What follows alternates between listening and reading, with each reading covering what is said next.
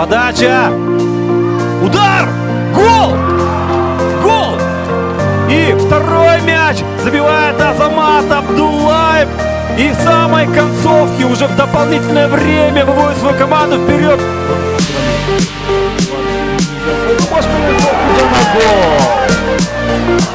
Азамат Абдуллаев Пускает мяч в игроком высоты. Еще одна подача. Дальний штангу. Ой, хорошо! Гол! И Азамат Абдуллаев все-таки добивает второй мяч в ворота соперника. Еще 2-0 становится.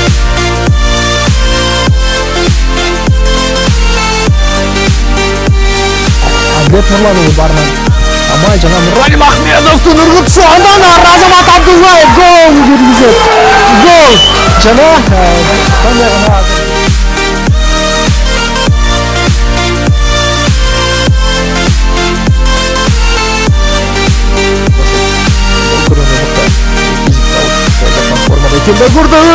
жана алгачкы голду Азамат Абдуллаев деп дарбазага өз башы менен жолдоп коет.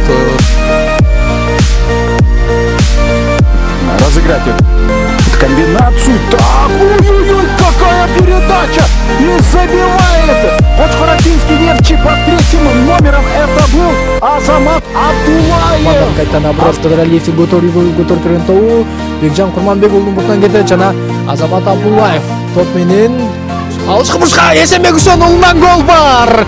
Мына ушуну айтканбыз, чындыгында оюндун экинчи бөлүктүн башынан Нефчи 1-0 эсен алды.